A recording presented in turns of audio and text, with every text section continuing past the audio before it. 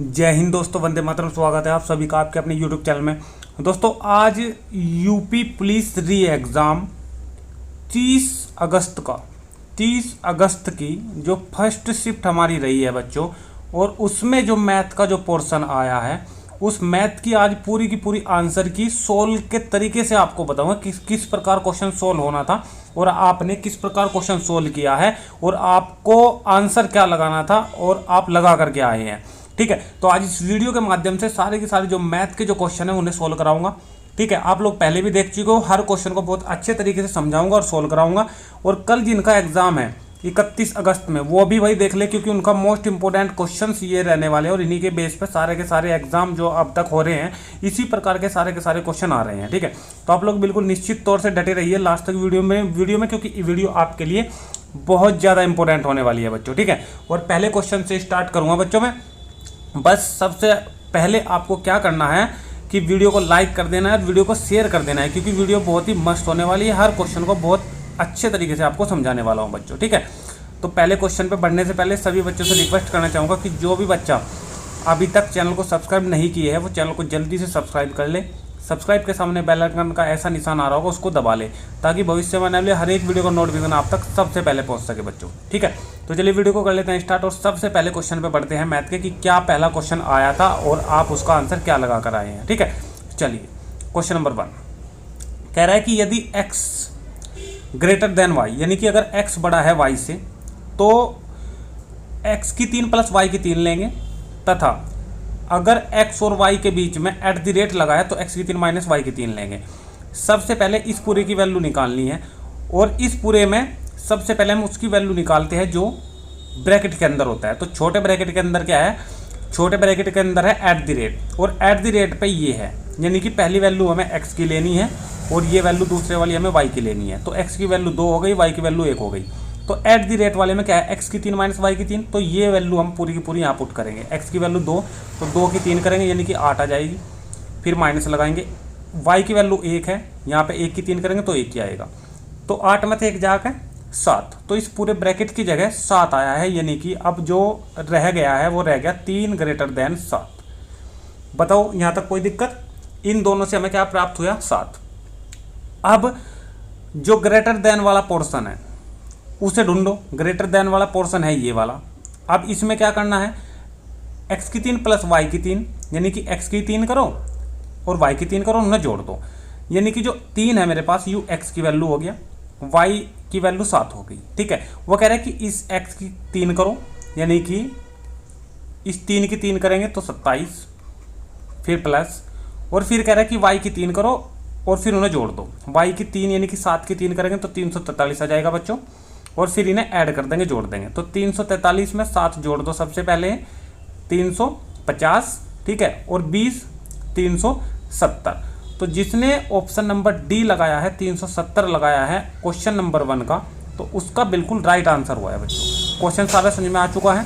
इस प्रकार का क्वेश्चन आपको कल भी मिलेगा, 31 अगस्त का जो एग्जाम होने वाला है उसमें भी मिलेगा। देखिए ये 30 अगस्त का फर्स्ट शिफ्ट का मैं आपको बता रहा हूँ, और 30 अगस्त का सेकंड शिफ्ट का भी मैथ आपको मैं बताऊंगा, लेकिन उससे पहले ये पूरी की पूरी वीडियो आप लोग देख लो। ठीक है, क्योंकि इसी के बेस पे आप लोग सेकंड वाला भी सोल्व कर सकते हो। मैंने पहले भी सारा का सारा मैथ सोल्व कराया है जो 23, 24, 25 में आया था। ठीक है, उसी के बेस पे मुझे लग रहा है कि सारे क्वेश्चन उसी बेस पे है। नेक्स्ट क्वेश्चन पे चलते हैं बच्चों। रीजनिंग वाले क्वेश्चन हम छोड़ते ही चलेंगे, जीके के क्वेश्चन और हिंदी के क्वेश्चन। ठीक है, हमें सिर्फ अभी मैथ करना है, मैथ के पोर्शन को पूरे के लेकर चलेंगे। ठीक है, देखिए ये क्वेश्चन, अच्छा क्वेश्चन नंबर 12। अगर कोई क्वेश्चन रह जाता है तो आप लोग मुझे कमेंट के माध्यम से बताइए, मैं उसको दोबारा आपको बता दूंगा, दोबारा उसके ऊपर वीडियो बना दूंगा। 1-2 क्वेश्चन अगर रह जाता है गलती से। ठीक है, वैसे तो मैं लेके चलूँ कि सारे के सारे क्वेश्चनों को आपको बता के चलूँ। क्वेश्चन नंबर 12 देखिए, कह रहा है कि कॉर्पोरेट क्षेत्र में, कॉर्पोरेट क्षेत्र है ये 34% जो दिखा रखा है, केंद्रीय कोण में डिग्रियों की लगभग संख्या कितनी होनी चाहिए। ये कह रहा है कि चीज 34% है, ये कितने डिग्री के बराबर है। ठीक है बच्चों, तो एक बात बताइए मुझे बच्चों, ये पूरा का पूरा जो गोला है, ये पूरा का पूरा जो गोला है वो 360 डिग्री का होता है। ठीक है, यानी कि 360 डिग्री बराबर क्या लिख सकता हूँ मैं, 100%। क्यों? क्योंकि 34 ये और 11 है, 45 और 33 और 60 और 4 और 2 है 6, लगभग टोटल मिला के 100% हो जाता है। तो ये भी 100% किसके बराबर, 360 के बराबर। मुझे 100% नहीं चाहिए, मुझे काटना है 34% ओनली। क्या काटना है, 34%, वो भी डिग्री में। ठीक है, तो एक चीज़ आप मुझे बताइए कि 100% बराबर 360 है बच्चों। ठीक है, अब क्या करना है हमें, 100 से इधर डिवाइड करा दो, 100 से इधर डिवाइड करा दो, 100 ही कम 100, 1% आएगा। मुझे 1% नहीं चाहिए, मुझे चाहिए 34%। तो 34% यानी कि 34 से इधर गुणा और 34 से इधर। ठीक है, अब ये कितना है, 34 कम 34, यानी कि जो भी निकल के आएगा वो 34% के बराबर आएगा निकल के डिग्री में। देखो 0 से 0 कैंसिल, यहाँ तो कोई दिक्कत है। 36 की और 34 की आप लोग गुणा करोगे तो आपके पास आएगा 1224। नीचे एक के बाद पॉइंट लग जाएगी, यहाँ पे 122.4 डिग्री। जो भी आंसर आपको ये दिखाई दे रहा है तो वो आंसर लगा दो। ठीक है, अब ये आंसर आपको लगभग दिखाई देगा इसमें बच्चों, यानी कि 122। ठीक है, उन्होंने पॉइंट में नहीं दिखा रखा है आंसर, 122 दिखा रखा है, ऑप्शन नंबर सी। तो बिल्कुल आप लोग इसकी आंख बंद करके ऑप्शन नंबर इसका सी लगा दोगे, 122 इसका आंसर दे दोगे आप लोग। ठीक है, 122.4 आ रहा है तो 122 आप लोग इसका आंसर दे दोगे, कोई दिक्कत है। नेक्स्ट क्वेश्चन पे चले बच्चों, समझ में आ चुकी चीज़ें। ठीक है, इसमें चाहे फिर वो किसी भी क्षेत्र का निकाले, 34 का निकलवाए या 11 का निकलवाए, तो रखना है हमें वही 100% बराबर 360। हम निकाल देंगे 11% का। ठीक है, आगे चलो। क्वेश्चन नंबर 3 पे मैथ के, और वैसे नंबरिकल में इसका नंबर थोड़ा चेंज रहेगा। ठीक है, देखिए क्वेश्चन नंबर 20, क्वेश्चन नंबर 20 अच्छा क्वेश्चन। देखिए क्वेश्चन नंबर 20 कह रहा है कि एक ट्रेन 6 किलोमीटर प्रति घंटा और 5 किलोमीटर प्रति घंटा की गति से ट्रेन के समान दिशा में चल रहे दो पुरुष, ये पुरुषों की गति दी हुई है 6 किलोमीटर प्रति घंटा और 5 किलोमीटर प्रति घंटा और समान दिशा में है। और आप सभी को पता है कि समान दिशा में क्या फॉर्मूला होता है, टी बराबर ट्रेन की लंबाई बटे दोनों, पहले वाली ट्रेन की होगी और दूसरे वाली आदमी की होगी। ठीक है, व्यक्ति की। ठीक है, ये यहाँ पे ट्रेन की लंबाई। ठीक है, तो ये तो पहले व्यक्ति की यहाँ पे पुट करा देंगे, और टी बराबर ट्रेन की लंबाई और बटे ये ट्रेन की लंबाई, और ये दो फॉर्मूले मैंने सेम लिखे हैं, दोनों व्यक्तियों के लिए अलग अलग देख लेंगे। ठीक है, पार करने में क्रम से 11 सेकंड और 10 सेकंड का समय लेती है ट्रेन की गति ज्ञात कीजिए। तो ट्रेन की गति हमने मान ली S1, ट्रेन वही है। ठीक है, दूरी ट्रेन की वही रहेगी सेम। ठीक है, यहाँ पे आप लोग टी ट्रेन की गति जो है इसको डी भी मान सकते हो, तो यहाँ पर भी मुझे डी ही लेनी पड़ेगी क्योंकि ट्रेन एक ही है, आदमी दो है। ठीक है, तो जो पहले वाले के लिए फॉर्मूला मैं लगाऊं, देखिए जब किसी आदमी को पार करेगी कोई ट्रेन तो फॉर्मूला यही लगेगा दोनों की गति का। अगर समान दिशा है तो माइनस ले लेंगे यहाँ पे, ये विपरीत दिशा के लिए मैंने यहाँ पे प्लस लगाया है। ठीक है, लेकिन यहाँ पे समान दिशा कह रहा है तो यानी कि जिधर ट्रेन जा रही है उधर ही आदमी जा रहा है तो हमेशा माइनस, और अगर ट्रेन इधर से जा रही है आदमी उधर से आ रहा है तो हमेशा प्लस।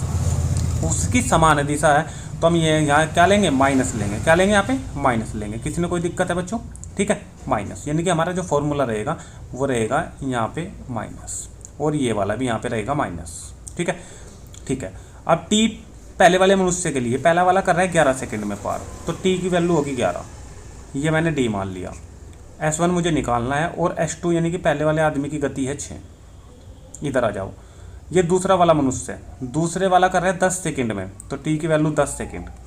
डी वही है, ट्रेन एक ही है। S1 उसकी गति निकालनी है हमें। ठीक है, ट्रेन वही है, गति उसकी एक ही है। S2 यहाँ पर दूसरे मनुष्य की जो गति है वो है 5। बताइए यहाँ तक कोई दिक्कत है? ठीक है, मुझे जब S1 निकालनी है, देखिए ट्रेन की गति निकालनी है, S1 निकालनी है, तो मुझे डी गायब करना पड़ेगा। अगर वो दूरी निकलवाए तो मुझे S1 गायब करना पड़ेगा। ठीक है, वो दूरी नहीं निकलवा रहा है, वो निकलवा रहा है S1। तो एक काम करो, या तो यहाँ से डी की वैल्यू आप लोग निकाल लो और यहाँ पे पुट कर दो, या फिर यहाँ से डी की वैल्यू निकाल लो और यहाँ पुट कर दो, बात एक ही है। ठीक है बच्चों, तो यहाँ से निकाल लो डी की वैल्यू। ठीक है, 11 के अंदर गुना करा दो आप लोग, 11 S1 और माइनस 11 6 66। ठीक है, यहाँ तक बराबर किसके आ गए, डी के। ठीक है, या तो यहाँ पे डी की वैल्यू रख लो, यहाँ से भी डी की वैल्यू निकाल लो, 10 S1 और माइनस 10 पंजे 50, ये भी डी की वैल्यू, ये भी डी की वैल्यू, दोनों इक्वल रख दो। जैसे दोनों इक्वल रखोगे तो 11 S1 में 10 S1 घट जाएगा, खाली S1 बच जाएगा। ठीक है, ये माइनस का 50 है, ये 66 है। ठीक है, 66 में थे 50 माइनस हो जाएगा तो 16 आ जाएगा, 16 किलोमीटर प्रति घंटा। तो जिसने इसका डी लगाया बच्चों उसका राइट आंसर बना है, उसका राइट आंसर बना है। ठीक है, कोई दिक्कत है? जब भी ट्रेन या मनुष्य अगर मिलने वाली बात आएगी तो फॉर्मूला यही लगेगा बच्चों, टी बराबर ट्रेन की लंबाई आप लोग एल भी ले सकते हो, डी भी ले सकते हो, टी एल भी ले सकते हो, कुछ भी लिख सकते हो, ठीक है। बस नीचे का आपको ध्यान रखना है, अगर समान दिशा है तो S1 माइनस S2, और अगर विपरीत दिशा है तो S1 प्लस S2, विपरीत में प्लस और समान दिशा में माइनस, ठीक है। आगे चले, ठीक है। क्वेश्चन नंबर 21 आसान क्वेश्चन है, मिश्र समानुपात में क्वेश्चन लिया गया है, अच्छे तरीके से सॉल्व कर लेंगे। देखिए, कुछ मजदूर एक कार्य को 150 दिनों में पूरा करते हैं। कुछ मजदूर है, मजदूर नहीं दिए, कुछ मजदूर है, यहाँ पे सोल्व करा दूँ इधर, चलो इधर इस साइड मैं सोल्व करा देता हूँ, ठीक है।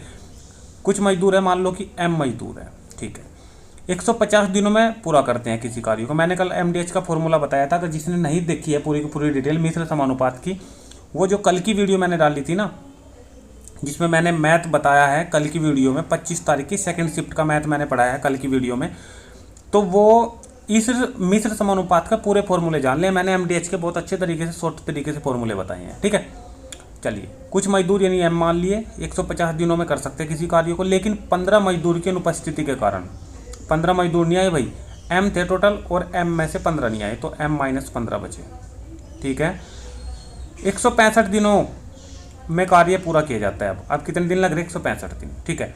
तो मजदूरों की प्रारंभिक संख्या कितनी थी? प्रारंभिक मैंने मानी थी M, यहाँ से क्या निकालनी, मैं M की वैल्यू निकालनी, बस और कुछ भी नहीं करना, ठीक है। बिल्कुल आराम से क्वेश्चन को सोल्व कर लेंगे इसको। देखो, 5 से कैंसिल कर लो, छोटा कर लो क्वेश्चन को, 5 से कैंसिल कर लो, 5 या 15 30 आ जाएगा। 5 से इसको कैंसिल कर लो, 5 या 15 5 या 15 33 आ गया। 5 से कैंसिल कर लो 6 और सॉरी 3 से हो जाएगा, उधर भी 3 से कटेगा ना, ये 11, ठीक है। 11 के अंदर गुना करेंगे, 11 में इधर 10 है, घट के हो जाएगा माइनस, कोई दिक्कत है। और 15 की और 11 की जब मल्टीप्लाई करेंगे तो 165 आ जाएगा। तो कितने मनुष्य स्टार्टिंग में लगाए गए थे? 165 लगाए गए थे बच्चों, ठीक है। फॉर्मूला अपना क्या लगाया? वही लगाया MDH मसाला, ठीक है। इसमें खाली जो दिया गया था वो मैन में और दिन में दिया गया था, घंटे लगाने की जरूरत ही नहीं थी। तो इधर M1D1 और बराबर में भी M2D2, कोई दिक्कत है, ठीक है। क्वेश्चन नंबर 22 देखिए, क्वेश्चन नंबर 22 देखिए भाई, आपको क्वेश्चनों को ध्यान से समझना है, ठीक है। क्योंकि सबसे बड़ी बात ये है बच्चों, ये जो सब लिखे गए हैं और मैं यहीं पे क्वेश्चन कर रहा हूँ, क्योंकि रफ सीट तो इधर साइड में नहीं मिलने की कुछ भी, ठीक है। और इन्हीं के ऊपर क्वेश्चन को सोल्व कर रहा हूँ, थोड़ा आपको देखने में प्रॉब्लम हो सकती है, लेकिन क्वेश्चनों को बहुत अच्छे तरीके से बताऊँगा, ठीक है। चलिए, क्वेश्चन नंबर 21 पे चलते हैं बच्चों। 21 हो चुका है, 22 पे, ठीक है। 22 पे चलते हैं। देखो, बहुत अच्छा क्वेश्चन है, इंपॉर्टेंट क्वेश्चन है, बहुत मज़ेदार क्वेश्चन है। क्वेश्चन नंबर 22, AB को 10% वार्षिक दर से साधारण ब्याज पर 30,000 रुपये उधार देता है। प्रतिशत दर है कितने साल के लिए? 5 साल के लिए। तो कितना ब्याज लगेगा वो निकाल लो। क्या है ब्याज का फॉर्मूला? साधारण ब्याज का ऐसा ही बराबर PRT/100, ठीक है। और P यानी कि मूलधन कितना दिया? 30,000। R कितना है? दर 10%। समय कितना? 5 वर्ष और बटे 100। 0 से 0 कैंसिल और 5 या 15 यानी कि यह आगा 15,000। तो ब्याज कितने का लगा बच्चों? 5 साल में 15,000 का, ठीक है। और मूल उसे कितना देना था? 30,000। तो ब्याज 15,000 और मूल 30,000, टोटल अब उसे देने पड़ेंगे 45,000 रुपये। यहाँ तक कोई दिक्कत? 5 वर्षों के बाद B बकाया राशि का निपटान करने के लिए 40,000 नगद और एक घड़ी लौटाता है। 40,000 तो दिए उसने नगद, तो इस 45 में से 40 उसने नगद दे दिए। 40,000 माइनस कर दो, बाकी बचे 5,000, ठीक है। और एक घड़ी उसने दी। घड़ी का मूल्य कितना है? बस घड़ी का मूल्य यही है बच्चों, 5,000 रुपये। 40,000 उसने नगद दिए, बचे कितने और देने उसे? 5,000। 5,000 के बदले हमने घड़ी दे दी, तो इसका मतलब घड़ी का मूल्य क्या है? 5,000 रुपये। जिसने इसका डी लगाया होगा उसका बहुत अच्छे तरीके से 2 नंबर उसके बन गए होंगे। 23 पे चले, ठीक है। 23 पे चले, चलिए ऊपर का क्लियर इसलिए कर देता हूँ क्योंकि फिर ज़्यादा ही सारा मिक्स हो जाएगा, कुछ नहीं पता चलेगा। देखिए क्वेश्चन नंबर 23 मस्त क्वेश्चन है। A और B एक कार्य को 10 दिन में पूरा करते हैं, ठीक है। A और B को करा दूँ 10 दिन में कार्य, A प्लस B बराबर 10 दिन, यानी कि 1/10 दिन हम लेते हैं बटे में भाग में किसी चीज़ को। B प्लस C एक काम को 15 दिन में करते हैं, ठीक है। B प्लस C को करा दो 15 में, 1/15 में, ठीक है। आगे फिर C प्लस A का भी दे रखा 12 दिन में, तो इसको करा दो 1/12, ठीक है। वो कह रहे हैं तीनों मिलकर इस कार्य को कितने दिन में पूरा करेंगे? तीनों मिलकर का मतलब A plus B plus C, ठीक है। तो एक काम करो, सबको ऐड करवा दो, लेफ्ट के लेफ्ट में ऐड हो जाएंगे और राइट के राइट में ऐड हो जाएंगे। लेफ्ट में क्या क्या है? Plus B plus C plus A, तो सब 2 है, तो 2 ले लेंगे कॉमन, इधर बच जाएगा A plus B plus C। बराबर में क्या? 1/10, 1/15 और 1/12, ठीक है। इन सब का लैसे ले लोगे, लैसे आ जाएगा कितना? 60। कितना आ जाएगा लैसे? 60, ठीक है। और ऊपर कितना? 10 6 60 और 15 चौके 60 और प्लस 12 पंजे 60, ठीक है। ये 15 आ गया ऊपर जोड़ के, कितना आया 15, और 15 चौके 60, यानी कि ये जो आया इधर ये आया कितना 1/4, और यहाँ जो गुना में है 2 ये चले जाएगा बटे में, इस 4 की मल्टीप्लाई में, तो कितना आया 1/8। यहाँ पे किसकी वैल्यू निकल ली, a + b + c की, कितने आया 1/8। ये भाग आया, जब हम दिन निकालेंगे तो उल्टा कर देंगे, तो कितने दिन आए 8 दिन। यहाँ तक कोई दिक्कत है बच्चों? तो जिसने इस क्वेश्चन का क्वेश्चन नंबर 23 का 8 लगाया है, ऑप्शन नंबर सी लगाया है, तो उसका राइट आंसर बिल्कुल बन गया होगा बच्चों, ठीक है। बहुत अच्छा क्वेश्चन था, बहुत प्यारे प्यारे क्वेश्चन आए हुए हैं। क्वेश्चन नंबर 24 देखिए, जिसका ये एग्जाम है उसने ट्राई तो किया है, उसने क्वेश्चनों को ट्राई तो किया है। देखिए आप लोग देख भी पा रहे हो, साइड में ट्राई तो किया है, ठीक है, लेकिन आगे का कोई मुझे नहीं पता कि आगे निकालना है या नहीं निकालना है, ठीक है। चलिए क्वेश्चन नंबर 24, साधारण ब्याज पर 20 वर्षों में एक धनराशि 4 गुनी हो जाती है, तो ब्याज की दर ज्ञात कीजिए। दर के लिए अगर गुणा का, मैंने शॉर्ट ट्रिक बता रखी थी, अगर दर निकालनी है तो फॉर्मूला लगाएंगे n-1 गुना 100, और नीचे आ जाता है हमारा समय। समय निकलवाए तो R% यहाँ पे पहुँच जाएगी। बहुत आसान फॉर्मूला था, ट्रिक थी अच्छी। तो दर प्रतिशत मुझे निकालनी है, n-1, n है गुना, गुना कितना कह रहा है वो 4, तो 4 में से 1 जाकर कितने बचेंगे 3, और गुना कितना आ गया 100, ठीक है। इसे थोड़ा ऊपर को कर दूँ, ठीक है, बटे टी कितना है बच्चों, टी है 20 वर्ष, 20 पंजे 100, और 5 दिया 15। तो जिसने इसका 15% लगाया, इसने सही लगा रखा है, 15% जिसने लगाया उसका राइट आंसर बनाया बच्चों, ठीक है। कोई दिक्कत, आसान क्वेश्चन था। क्वेश्चन नंबर 25 पे चले, ठीक है। देखो ये भी बहुत बढ़िया आसान क्वेश्चन है, ऊपर वाला हटा दूँ क्योंकि क्वेश्चन ऊपर ही करना पड़ेगा थोड़ा। देखिए क्वेश्चन नंबर 25, एक वस्तु का मुद्रित मूल्य क्रय मूल्य से, मुद्रित बोलते हैं बच्चों एमपी को, एमपी यानी कि मार्केटिंग प्राइस यानी कि अंकित मूल्य, 40% अधिक अंकित कर दिया क्रय मूल्य से। तो अगर मैं क्रय मूल्य 100 मान लूँ, क्रय मूल्य में 100 मान लूँ, तो 100 से अधिक अंकित कर दिया, यानी कि एमपी जो होगा वो 40% अधिक का मतलब 140 कह दिया, ठीक है। तो छूट की दर कितनी होगी ताकि 12% का लाभ प्राप्त हो? कितना 12% का लाभ? तो ली थी कितने की मैं, 100 रुपये की। अब जब ये बिक रही है, जब इसको एसपी कर रहा हूँ, वो 12% लाभ के साथ कर रहा हूँ, यानी कि कितने की बिक रही है 112 की, ठीक है। और ये जो 140 रुपये है, छूट तो इस पर मिलेगी ना, छूट का प्रतिशत नहीं दिया, प्रतिशत निकालना है, ठीक है। तो 140 पे मान लो कि x% की छूट दे रहा है, और छूट को हम क्या दिखाते हैं 100 माइनस करके और बटे 100। कुछ यहाँ तक कोई दिक्कत है बच्चों, ठीक है। और जब छूट दी गई तो ये वस्तु बिक गई, एसपी हो गई, तो एसपी बराबर एसपी, कितने की बिकी वस्तु 12% लाभ के साथ 112 की, ठीक है। यहाँ 140 पे जितने % की छूट दी जाएगी तो 112 की तो बिकेगी, तो उतना ही रेट बराबर उतना रेट। कोई दिक्कत है, ठीक है। देखो 0 से 0 कैंसिल, ठीक है। 14 चौके 56, 14 8 112, 10 8 80, 10 की मल्टीप्लाई 8 में जाएगी 80, और 100 में से माइनस हो जाएगा 80, तो ये बचेगा 20%। जिसने इसका 20% लगाया है, सॉरी नीचे वाले क्वेश्चन का, जिसने इसका 20% लगाया, डी लगाया, उसका राइट आंसर बनाया बच्चों, ठीक है। क्वेश्चन नंबर 25 का, क्वेश्चन नंबर 26 पे चलते हैं। क्वेश्चन नंबर 26 बहुत बढ़िया क्वेश्चन है भाई, 26 भी। क्वेश्चन नंबर 26, अगर यहाँ तक के क्वेश्चन सारे समझ में आ रहे हैं भाई, 31 अगस्त में भी तो बैठने वाले हैं ना बच्चे, यहाँ तक के क्वेश्चन अगर आपको समझ में आ रहे हैं तो वीडियो को ज़्यादा से ज़्यादा शेयर कर दे भाई बच्चों, शेयर कर दो अधिक से अधिक। और जिसने चैनल को सब्सक्राइब नहीं किया है, सब्सक्राइब कर लो जल्दी से, क्योंकि इस प्रकार के क्वेश्चन मैं लाता रहता हूँ, और जो भी एग्जाम के अंदर है बहुत अच्छे तरीके से मैं आपको बता रहा हूँ। अगर आपको लग रहा है कि हाँ सर हमें कुछ सहायता मिली है, तो आप लोग बिल्कुल वीडियो को शेयर और लाइक करें, ठीक है। और कमेंट के माध्यम से बताइए वीडियो आपको कैसा लग रहा है। चलिए क्वेश्चन नंबर 26 चले, ठीक है बच्चों। एक वस्तु को 1700 रुपये में बेचने पर, लो भाई एसपी हो रही है 1700 रुपये की, एक दुकानदार को 15% की हानि, सीपी निकाल सके या नहीं निकाल सकते? बिल्कुल निकाल सके, सीपी निकाल लो, हानि हो प्रतिशत है यार, एसपी पता है, ठीक है नहीं है।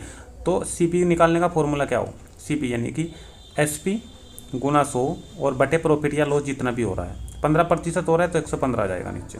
यहाँ तक कोई दिक्कत है बच्चों, यहाँ तक कोई दिक्कत, ठीक है। ये सीपी मिल गया मुझे, ठीक है। सोल्व करना चाहो तो सोल्व कर लो, 5 से कैंसिल कर लो 20, और 5 से कैंसिल कर लो, 5 दूनी 10, 5 या 15, ठीक है।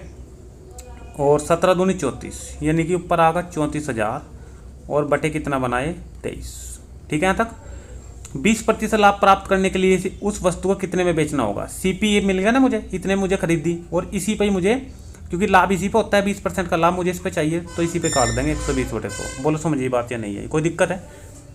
कोई दिक्कत यहाँ तक क्वेश्चन नंबर 26 में, ठीक है, ठीक है, बिल्कुल आराम से सोल्व करोगे, ठीक है। 0 से 0 कैंसिल, 0 से 0 कैंसिल, इस 0 से ये वाली 0 कैंसिल, ठीक है। 12 की और 3400 की मल्टीप्लाई, और 23 से हो जाएगा भाग, 23 से भाग हो जाएगा, सॉरी, ये 15% की हानि है भाई, 15% की हानि है बच्चों। मैं थोड़ा बैक कर दूँ इसको, मैं इसलिए कह रहा हूँ कि नीचे 23 आ रहा है और 23 से फिर वो कटिंग नहीं हो रही है, ठीक है नहीं है। मैं यही सोच रहा हूँ कि ऐसा क्या है, कुछ तो गलत हुआ है क्वेश्चन में। तो 15% की हानि है भाई, 85 आ जाएगा बच्चों, सॉरी 100 - 15 यानी कि 85, ठीक है। अब देखो ये 2 जीरो अगर मैं यहाँ मान लूँ इसके आगे, ये 10,000 हो गया, ये हटा दूँ यहाँ से, क्योंकि 17 पंजे 85 यहाँ कट कर दूंगा, दिक्कत। और 5 से इसको 5 दूनी 10 यानी कि 2000 आ गया सीपी निकल के। और इसी 2000 की वस्तु को कितने पर आ रहा है, 20% लाभ पे, सीधा सीधा था 2 जीरो से 2 जीरो और 12 दूनी 2400 रुपये में। ऑप्शन नंबर सी जिसने लगाया उसका right answer, option number C. समझ में आ चुकी है चीज़ें, ठीक है। अगर लाभ होता ना वहाँ पे, देखिए तरीका वही रहेगा, अगर लाभ होगा 15% का तो 115 ही आएगा नीचे, ठीक है, तरीका वही रहेगा। क्वेश्चन नंबर 17, एक पुस्तक विक्रेता एक पुस्तक को 10% हानि पर बेचता है। यदि वह इसे इतने रुपये अधिक में बेचता तो उसे 10% का लाभ होता। पुस्तक की कीमत ज्ञात कीजिए, पुस्तक की कीमत ज्ञात कीजिए। तो पुस्तक की कीमत मान लूँ मैं कुछ भी, जब नहीं पता तो पुस्तक की कीमत मान लूँ मैं कुछ भी, सीपी मान लो आप लोग, ठीक है, सीपी मान लो, यानी कि कॉस्ट प्राइस, मैंने कितने की वस्तु खरीदी आप लोग मान लो कि X रुपये की। एक पुस्तक विक्रेता ने एक वस्तु को 10% की हानि पर बेचा, इसको हानि पर बेच दिया, SP कर दिया 10% की हानि पर, तो 90/100 लिखूँगा, यानी कि 9x/10 आ जाएगा, जीरो से जीरो काटने के बाद, ठीक है। यदि वह इसे 1080 अधिक में बेचता, जितने में बेची या 9x/10 में इतने माना बेचे, 1080 अधिक में बेचे, ये अधिक में बेच दी मैंने, तो उसे 10% लाभ होता। और जैसे ही लाभ किस पे होगा, सीपी पे, और जैसे ही लाभ होगा वो बन जाएगी SP। ये जो X है इस पे कितने % लाभ है, 10%, यानी 110/100। ये भी SP और ये भी SP, दोनों क्या हो जाएंगे, इक्वल रखे जाएंगे अभी ये, ठीक है। और यहाँ से निकल के आएगी X की वैल्यू, क्योंकि X में समीकरण, और X ही पुस्तक की कीमत है जो मैंने मानी थी CP। यहाँ तो कोई दिक्कत है बच्चों, 0 से 0 कैंसिल कर लो, 11x/10 है, यह आ जाएगा 9x/10, उधर आएगा माइनस में, तो ऊपर बच जाएगा 2x/10 और बराबर में कितना, 1080, ठीक है। ऊपर 2 बच रहे हैं, 2 से इसको कैंसिल, 2 पंजे 10, 540, और ये हम 0 नीचे है 10 है ना, मल्टीप्लाई हो जाएगी तो पूरा 5400 आ जाएगा। तो जिसने बच्चों इसका 5400 लगाया, ऑप्शन नंबर बी लगाया, तो बिल्कुल राइट आंसर लगाया बच्चों। यहाँ तो समझ में आ चुकी चीज़ें, कोई भी डाउट है ना बच्चों तो मुझे बता देना। सीपी होता है कॉस्ट प्राइस, ठीक है, जब वस्तु को हम खरीदते हैं, क्रय मूल्य। एसपी होता है सीलिंग प्राइस, जब वस्तु को हम बेचते हैं, विक्रय मूल्य, ठीक है। चलिए, और हमेशा प्रॉफिट प्रतिशत हो या लॉस प्रतिशत हो, ये हमेशा हम सीपी पे ही देखेंगे, ये हमेशा हम सीपी पे क्रय मूल्य पर ही होगा हमेशा, ठीक है। चलिए, औसत का क्वेश्चन, बहुत देर से इंतजार कर रहा था भाई औसत के क्वेश्चन की, क्योंकि ये तो कभी नहीं छूट सकता एग्जाम में यूपी पुलिस के। देखा जा रहा है 23 से लगातार। देखिए, एक परीक्षा में 8 छात्रों द्वारा प्राप्त अंकों का औसत 5.1। देखिए 8 का, तो 8 गुना 5.1, 8 गुना 5.1, जैसे आप लोग इसकी मल्टीप्लाई कराओगे तो कितना आ जाएगा, 40.8, ठीक है। उसके बाद 9 छात्र अलग से हैं, ठीक है, 9 छात्रों का कितना है, 6.8, ठीक है। इनकी मल्टीप्लाई कराओगे तो इनका योग आ जाएगा निकल के, इनका योग आ जाएगा 61.2 निकल के, ठीक है। तो 8 छात्र ही हैं, 9 17 हो गए, और उसने यही कहा है कि 17 छात्रों का औसत कितना है, तो 17 का टोटल का निकालना, ये 17 छात्र हो गए, इन्हें जोड़ दो, इन्हें जोड़ दो, ठीक है। देखो ये कितना, 61 और 40, 101, और एक ये हो रहा है 102 हो जाएगा, पूरा का पूरा कितना हो जाएगा, 102, ठीक है। और 17 छिक्की 102, यहाँ तो कोई दिक्कत भाई, यही तो करना है मुझे, मेरे पास संख्या है बच्चों और मेरे पास योग है। अब मुझे एवरेज निकालना है ना, औसत निकालना, तो योग बटे संख्या, योग है 102 और संख्या मेरे पास कितनी, 17 और 17 छिक्की 102, तो कितना है निकल के, 6। सी ऑप्शन जितने लगाया बिल्कुल राइट आंसर लगाया बच्चों, कोई दिक्कत है, ठीक है। क्वेश्चन नंबर 29 पे चलते हैं और देखते हैं भाई बच्चों ने किस तरीके से क्वेश्चन को सोल्व किया है। क्वेश्चन नंबर 29, 7 क्रमागत धनात्मक पूर्णांकों का औसत इतना, जो औसत होता है उसे हम हमेशा बीच में रख लेते हैं, और 7 का है तो एक, जब 7 का होता है विषम होता है ना, तो हम इसे भी जोड़ते हैं, तो एक तो ये होगा, आगे बची 6, तो 3 इसके आगे की होगी, 3 इसके पीछे की होगी, क्योंकि औसत हम मानते हैं बीच का। इनमें से सबसे छोटा पूर्णांक, सबसे छोटा तो यहाँ आएगा ना, ये तो सब बढ़ते ही जा रहे हैं, ठीक है। आगे की देखने की जरूरत नहीं, पीछे का देखो, 126 से पहले 125 आएगा, 124 आएगा, यहाँ बैठेगा 123, जिसने इसका 123 लगाया ऑप्शन नंबर बी, उसने बिल्कुल अच्छे तरीके से लगाया, ठीक है। और इस तरीके से उन सभी बच्चों ने करा होगा जिनसे हमें उम्मीद थी और जिन्होंने हमारे चैनल से तैयारी करी है, क्योंकि मैंने प्ले लिस्ट बना रखी है और आप सभी से कह रखा है, आप किसी भी एग्जाम की तैयारी कर रहे हो बच्चों, चाहे रेलवे की कर रहे हो, यूपी पुलिस की कर रहे हो, एसएससी जीडी की कर रहे हो, ठीक है। तो उस प्ले लिस्ट में हर एक चैप्टर मैंने अलग से दिखाया गया है कि भाई ये वाला चैप्टर है और इसकी इतनी वीडियो है, ठीक है। प्ले लिस्ट आप लोग जाकर टो लीजिए, वहाँ पे आप लोग देख लीजिए जाकर कि प्ले लिस्ट में मैंने हर एक चैप्टर पढ़ाया है और बहुत अच्छे तरीके से डीपली पढ़ाया है। एक एक चैप्टर के मैंने 170 क्वेश्चन करे, आप लोग सारे के सारे चैप्टर कंप्लीट कर सकते हो, ठीक है, कोई प्रॉब्लम नहीं आएगी। चलिए नेक्स्ट क्वेश्चन नंबर 30। बहुत बढ़िया, थोड़ा नीचे कोई रख लूँ क्योंकि ऊपर सोल्व करा दूँ आराम से फिर, है ना। चलिए 2 क्वेश्चन आ जाएंगे ऊपर, ठीक है। जब थोड़ा सा जगह मिलती है ना तो समझ में भी सारे क्वेश्चन आ जाते हैं फिर बच्चों के। चलिए बच्चों, यहाँ तक क्वेश्चन समझ में आए तो वीडियो को लाइक और शेयर करें बच्चों। एक बर्तन में दूध और पानी इतने अनुपात में, देखो दूध और पानी कितने अनुपात में है, क्या 3x और 4x ले सकता हूँ, ठीक है। यदि हम 10 लीटर दूध 10 लीटर पानी मिलाते हैं, देखो 10 लीटर तो मिला दिया दूध इसमें और 10 लीटर मिला दिया इसमें पानी, ये पानी का था 4x वाला, तो अनुपात 4:5, अनुपात इनका कितना है 4:5 यानी कि बटे में, ठीक है। प्रारंभ में कुल मिश्रण की मात्रा कितनी मौजूद थी, प्रारंभ में कितना था, प्रारंभ में 3x तो दूध था और 4x यू था, यानी कि टोटल कितना था 7x। हमें x की वैल्यू मिल जाए और 7 से मल्टीप्लाई करा देंगे, आंसर आ जाएगा। समीकरण ये है हमारे पास, इसकी मल्टीप्लाई इधर कर दो, इसकी मल्टीप्लाई इधर कर दो, ठीक है। 5 की करा दो, 5 या 15 और 10 पंजे 50, 4 की करा दो, 4 चौक 16x और 40, ठीक है। 15x 16 में से घट जाएगा, x बच जाएगा, ठीक है, और 40 इधर आकर माइनस हो जाएगा, 50 में 10 बच जाएगा। यहाँ तो कोई दिक्कत, x की वैल्यू मुझे मिल गई, 7x से मुझे टोटल निकालना है, तो x की वैल्यू है 10, 10 7 70, तो 70 लीटर जिसने लगाया है उसने बिल्कुल राइट आंसर लगाया बच्चों, और बहुत अच्छे तरीके से उन्हें क्वेश्चन को सीखा है और सोल्व भी करा है, ठीक है। यहाँ तक नेक्स्ट, चलिए अच्छा क्वेश्चन, बहुत बढ़िया। जिसने क्वेश्चन समझ लिया होगा 31 तो कर दिया होगा, नहीं तो फिर इसमें भूले बसरे रह गए होंगे। ए और बी स्टील के 2 भारी खंड है, यदि बी को ए के शीर्ष पर रखा जाता है तो वजन 60% बढ़ जाता है, ठीक है। यदि बी को ए के शीर्ष से हटा दिया जाता है तो ए और बी के कुल वजन की तुलना में कितना वजन कम हो जाएगा। ये आपको क्वेश्चन आपको दिखाई दे रहा है, ये खर्च न बढ़ने वाला, खर्च अपरिवर्तित रहे, खर्च न बढ़े, खर्च अपरिवर्तित रहे, ठीक है। और मैंने इसकी ट्रिक बताई थी कि आप लोग स्टार्टिंग में देखोगे कि स्टार्टिंग में वृद्धि हो रही है या कमी हो रही है। अगर स्टार्टिंग में वृद्धि हो रही है तो वृद्धि प्रतिशत का फॉर्मूला, अगर स्टार्टिंग में कमी हो रही है तो कमी प्रतिशत का फॉर्मूला, ठीक है। यहाँ पे 60% की वृद्धि हो रही है तो वृद्धि प्रतिशत का फॉर्मूला हम यहाँ पे यूज करेंगे, और वृद्धि प्रतिशत का फॉर्मूला क्या है, x गुणा 100 और बटे 100 प्लस x, ठीक है।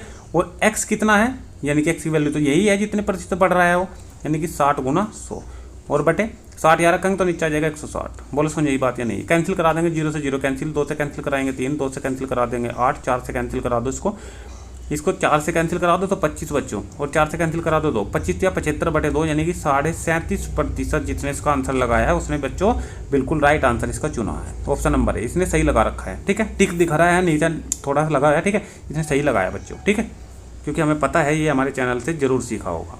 देखिए क्वेश्चन नंबर 32, अच्छे क्वेश्चन है सारे के सारे, एक भी क्वेश्चन ऐसा नहीं है जो टफ हो, ठीक है।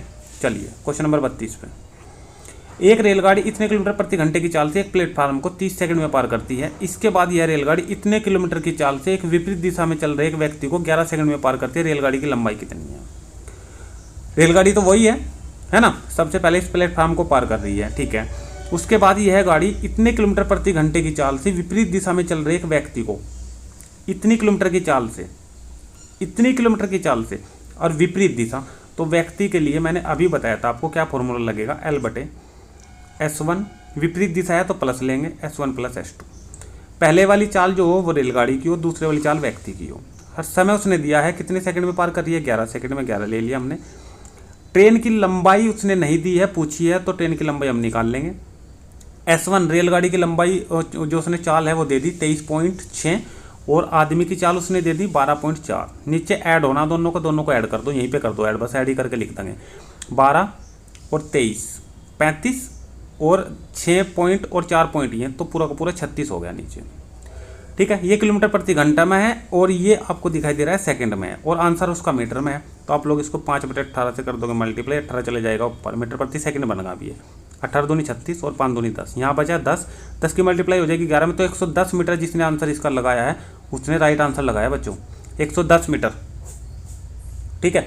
110 मीटर। बताइए 132 का कमेंट करके मुझे किस किस का आंसर सही है, किस किस का आंसर सही है क्वेश्चन नंबर 32 का मुझे कमेंट करके बताइए बच्चों जल्दी से। क्वेश्चन नंबर 33 पे बढ़ते हैं फिर आगे। 10% की छूट के बाद 8% का लाभ प्राप्त करने के लिए क्रय मूल्य से अंकित मूल्य कितने प्रतिशत वृद्धि करनी होगी, यानी कि कितना क्रय मूल्य से अंकित मूल्य कितना अधिक रखें कि 10% की छूट देने के बाद 8% का लाभ प्राप्त हो। बहुत अच्छा क्वेश्चन है, अगर आप लोग करना चाहते तो बिल्कुल आराम से इस क्वेश्चन को कर सकते थे। ठीक है, क्वेश्चन नंबर जो 33 दिया गया है बहुत अच्छा क्वेश्चन है। ठीक है, करें, चलिए 33 पे देखिए, अच्छा क्वेश्चन है 33। क्रय मूल्य से अंकित मूल्य कितने प्रतिशत की वृद्धि करनी होगी। ठीक है, सबसे पहला है कि 10% की छूट देने के बाद एमपी आप लोग मान लो स्टार्टिंग में, लेकिन फिर क्रय मूल्य से अंकित मूल्य कितने प्रतिशत अधिक अंकित किया जाए तो दिक्कत हो जाएगी, है ना। तो सबसे पहले आप लोग क्या लोगे, सीपी मान लो 100 रुपये। एमपी कह रहा है कि कितना अधिक अंकित किया जाए, मान लो कि x रुपये अधिक अंकित किया जाए। ठीक है, कितने प्रतिशत अंकित मूल्य की कितने प्रतिशत वृद्धि होनी चाहिए। ठीक है, 10% की छूट देने के बाद छूट हमेशा एमपी पे मिलेगी और जैसी छूट मिलेगी ये वस्तु बिक जाएगी और एसपी हो जाएगी। इस 100 + x पे ये छूट दे रहा है कितने की, 10% की। 10% की छूट दे रहा है, यानी कि 9/10 लिख तो सीधा सीधा 90/100 लिखना, 0 से 0 कट जाएगी, ये एसपी बन गया। 8% का लाभ, और जैसे ही इस पर 8% का लाभ हमें मिलेगा तो ये भी वस्तु एसपी हो जाएगी। ये भी बिक रही है वस्तु कितने में, 108 की। यहाँ तक देखो, इस पे छूट दे रहा है 10%, तो ये वस्तु इतने की तो बिक रही है 108 की। ठीक है, नहीं है तो ये वाली एसपी इस एसपी के बराबर इक्वल हो जाएगा। ठीक है, कोई दिक्कत। जैसे ही मैं इक्वल, चलो यहीं पे रख देता हूँ इक्वल, समझना चीज़ों को। ठीक है, यहीं पे रख दूँ 108। ठीक है, 9 से कैंसिल कर दो इसको, 12 निम्न 108 और 10 की मल्टीप्लाई हो जाएगी 120 आ जाएगा। 100 दर जाकर माइनस हो जाएगा, यानी कि x की वैल्यू 120 - 100, यानी कि 20%। जिसने इसका आंसर लगाया है बच्चों उसका राइट आंसर बना है 33 का ऑप्शन नंबर है। करिए कमेंट, बताइए कि किस किस बच्चे का सही है उसका। ठीक है, नेक्स्ट क्वेश्चन, क्वेश्चन नंबर 34, बहुत आसान क्वेश्चन। ए और बी की आयु का अनुपात 3:2, 3x ले लो और 2x ले लो। ठीक है, 10 वर्ष बाद आएगा तो दोनों में प्लस होएगा और पहले आएगा तो दोनों में माइनस होएगा। 10 वर्ष बाद उनकी आयु का योगफल 80, योगफल का मतलब इसका दोनों का जोड़ कितना है, 80। ठीक है, 3x और 2x 5x और 10 और 10 20, उधर जाकर माइनस हो जाएंगे, यानी कि 5x बराबर 60 आ गया। 5 से इसको कैंसिल करेंगे तो 12 × 5 = 60, तो x की वैल्यू जो निकल के आई वो 12 आई। ठीक है, उनकी वर्तमान आयु में क्रम से कितनी है। अच्छा, उनकी वर्तमान आयु क्रम से कितनी है। ठीक है, ठीक है, वर्तमान आयु कितनी थी बच्चों, 3:2। ये मैंने 3x ले ली, ये 2x ले ली। x की वैल्यू कितनी है, 12, तो 12 × 36 और 12 × 2 = 24, यानी कि 36 और 24 जिसने इसका आंसर लगाया ऑप्शन नंबर भी, उसका राइट आंसर हुआ है बच्चों। कमेंट करके जल्दी बताइए क्वेश्चन नंबर 34 का किस किस का आंसर राइट है। ठीक है, फिर क्वेश्चन नंबर 35 पे आगे बढ़ता हूँ बच्चों। क्वेश्चन नंबर 35 पे बढ़ते हैं आगे। बिल्कुल 5-4 क्वेश्चन और रह गए भाई, जल्दी से खत्म करेंगे।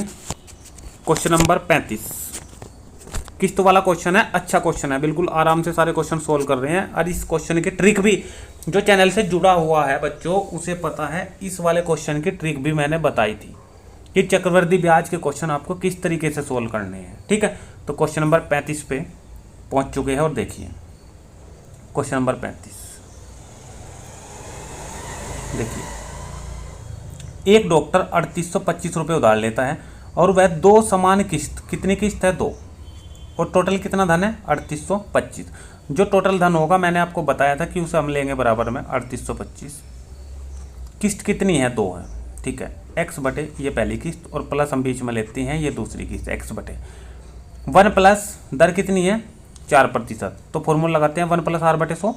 ठीक है, 4 से 100 कैंसिल, तो नीचे 25 और 1 26, 26 बटे 25 और 25 चले जाएगा ऊपर x की मल्टीप्लाई में। दिक्कत यहाँ पे जब लिखेंगे तो स्क्वायर लगेगा, 1 + r/100 का स्क्वायर, क्योंकि दूसरी किस्त है। तीसरी किस्त होती तो 1 + r/100 की घात 3। ठीक है, 2 किस्त है तो 2 घात लगाएंगे और 2 घात जैसे लगाएंगे तो नीचे 26 का स्क्वायर आ जाएगा 676 और ऊपर 25 का स्क्वायर आ जाएगा 625। बोलो समझिए नहीं है, नीचे ऐसे लेंगे 26 और 676 का, आप सभी को पता है कि 676 आपका ऐसे आ जाएगा। ठीक है, ऊपर कितना आएगा, 26 का वर्ग हो ना, तो 26 से मल्टीप्लाई इस 25 में होएगी और जैसे मल्टीप्लाई कराओगे और उसमें फिर ये 625 जोड़ दोगे तो 1275 आ जाएगा आपका। 1275x और बराबर कितना 3825। 1275 से सीधा सीधा 3825 कट रहा है 3 बार, ठीक है। और नीचे 676 बचा है, 3 में हो जाएगी उसकी मल्टीप्लाई, तो x की वैल्यू 676 गुणा 3 निकल के आ गई आपकी 2028। जिसने इस क्वेश्चन का 2028 लगाया होगा आंसर, उसका आंसर बिल्कुल राइट हुआ है क्वेश्चन नंबर डी का। देखिए मैथ एक ऐसा सिलेबस है, मैथ एक ऐसा विषय है, एक ऐसा सब्जेक्ट है जिसमें बच्चे सबसे ज़्यादा फेल होते हैं। जिसका मैथ अच्छा होगा, रीजनिंग अच्छी उसकी ऑटोमेटिक हो जाएगी, ठीक है। तो चीज़ों को समझो किस प्रकार से क्वेश्चन सोल्व हो रहे हैं। जिससे नहीं आता वो प्ले लिस्ट में जाइए, चैनल से जुड़िए और एक एक चीज़ बिल्कुल मैथ का हीरो आपको ना बना के छोड़ो तब कहना। क्वेश्चन नंबर 36, वह छोटी से छोटी संख्या ज्ञात करनी है जो 24, 48, 60 को पूर्णतः विभाजित होगी, यानी कि इनसे विभाजित होगी। तो जो इनसे कटेगी वो हमेशा इनसे बड़ी होगी, जो इनसे कटेगी वो हमेशा इनसे बड़ी होगी, ठीक है। तो जो 24 से 48 से 60 से कटेगी संख्या, वो संख्या छांटनी है। तो जब हम ऐसी संख्या देखते हैं तो हम उसका एलसीएम निकालते हैं हमेशा। और जो इनको काटेगी, अगर वो ये कहता कि एक ऐसी संख्या बताओ जो इनको डिवाइड करे, तो वो हमेशा छोटी संख्या होगी, उसका निकालते हैं हम हमेशा एचसीएफ, उनका हमेशा मैं से निकालते हैं। यहाँ पे निकाल लेंगे एलसीएम, तो 24 का, 48 का और 60 का एलसीएम निकालना है और कुछ भी नहीं करना। जिसने इसका 240 लगा दिया एलसीएम निकाल के, उसका राइट आंसर हुआ है। 480 नहीं आएगा भाई, दोबारा देख लेना करके एक बार, ठीक है। दोबारा देख लेना एक बार करके इसको, ठीक है। क्वेश्चन नंबर 37, क्वेश्चन नंबर 37, चलिए अच्छा क्वेश्चन है क्वेश्चन नंबर 37। क्वेश्चन नंबर 37 का जिसने इसका बी लगाया उसका राइट आंसर हुआ है। बता दूं मैं आपको, सेना का एक अधिकारी अपने सैनिक को 12, 15 और 16 और 18 की पंक्तियों में खड़े होने की व्यवस्था करना चाहता है। यदि वह चाहता है कि वे एक ठोस वर्ग, देखिए वर्ग होना चाहिए, एक ऐसी संख्या बतानी जो न्यूनतम सैनिकों की संख्या ज्ञात किए जा सके, ठीक है। एक वर्ग संख्या बतानी है तो सबसे पहले तो आप लोग इन संख्याओं का लोगे लेस, ठीक है। इन संख्याओं का लोगे लेस, 2 से डिवाइड करोगे इसको 6, 15 नहीं कटेगा, ये 8 आएगा, ये 9 आएगा, ठीक है। बिल्कुल आराम से समझा रहा हूँ, जल्दी भी कर सकता हूँ, ठीक है। डायरेक्ट आंसर मैंने आपको बता दिया, जल्दी ये है। 2 से कैंसिल करो, 3 आ जाएगा, ये 15 आ जाएगा, ये 4 आ जाएगा और ये 9, ठीक है।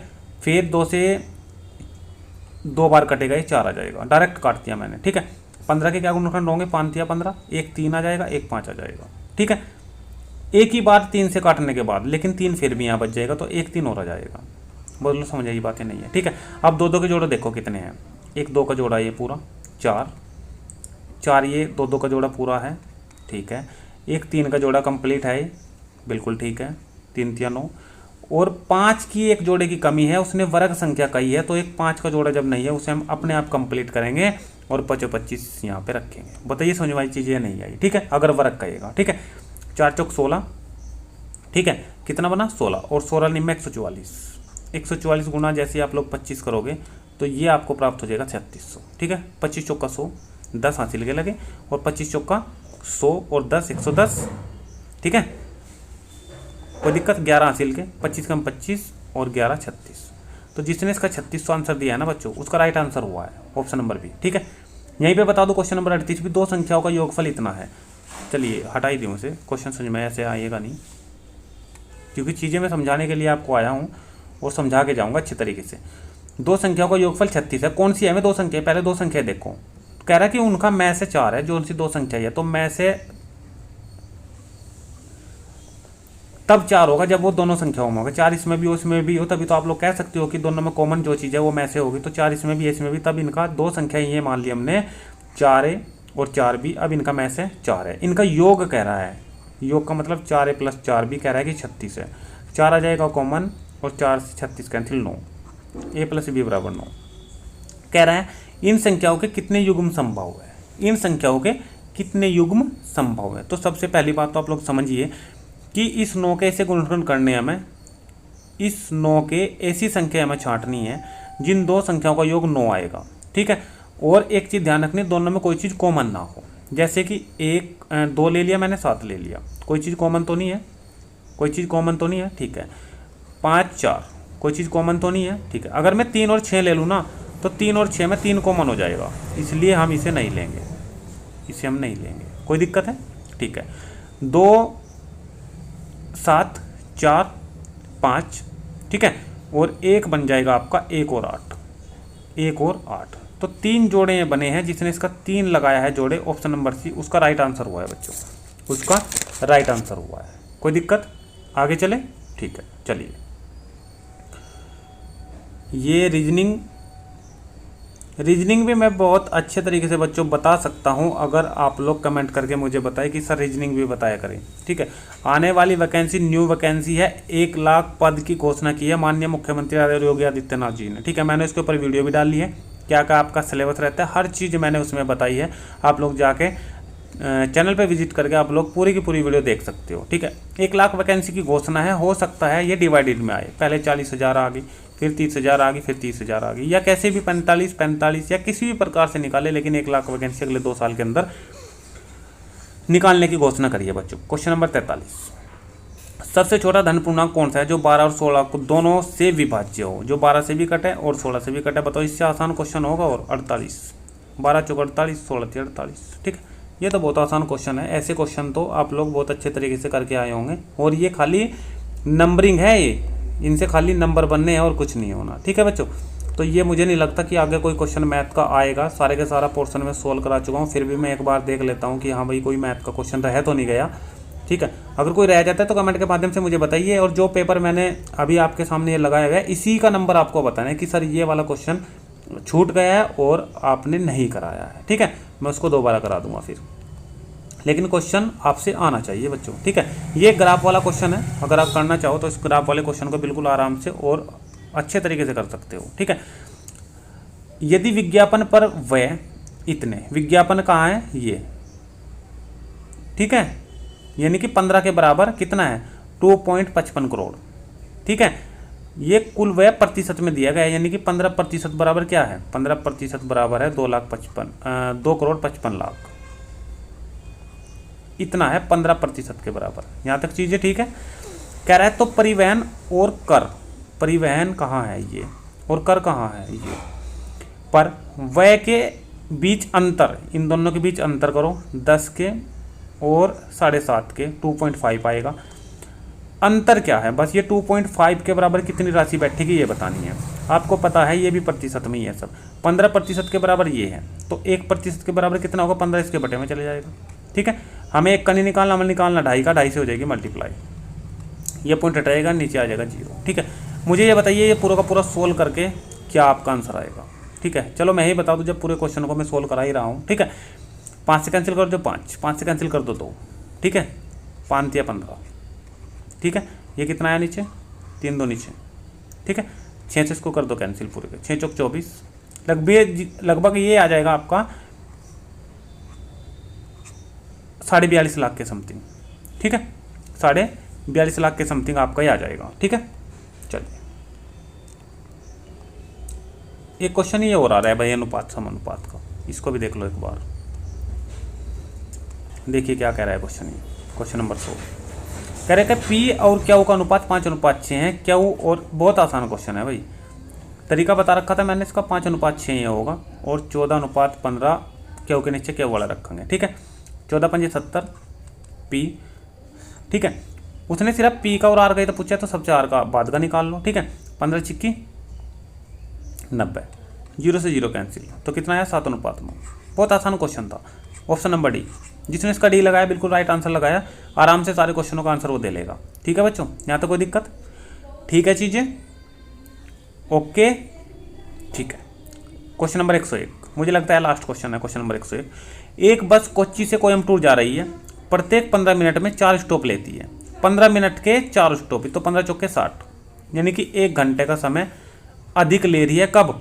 जब वो 50 की स्पीड से चलेगी, और जब लेकिन ड्राइवर बिना रुके 60 किलोमीटर प्रति घंटा की, यहाँ पे वो उतना ही टाइम ले रही है। कोच्चि से कोयम्बटूर की दूरी कितनी है? तो दूरी आप लोग डी मान सकते हो।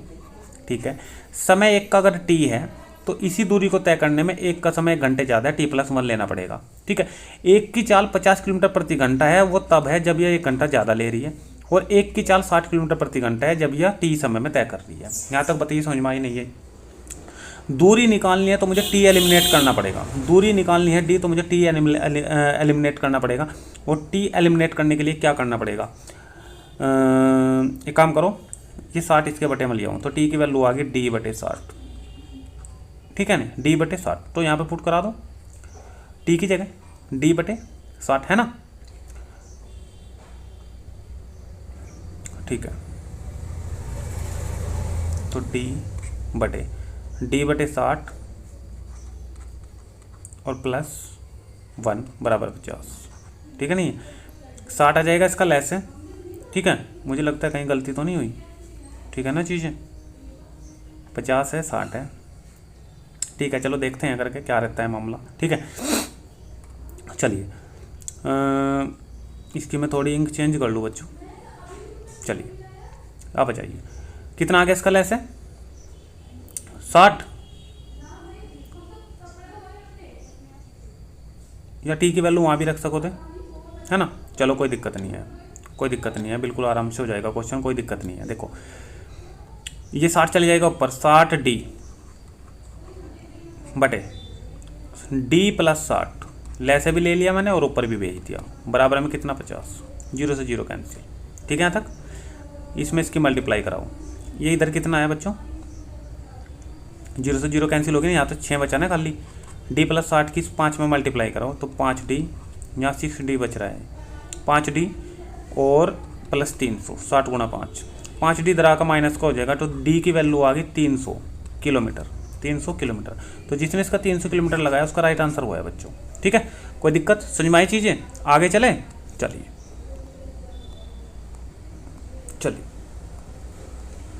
Next question.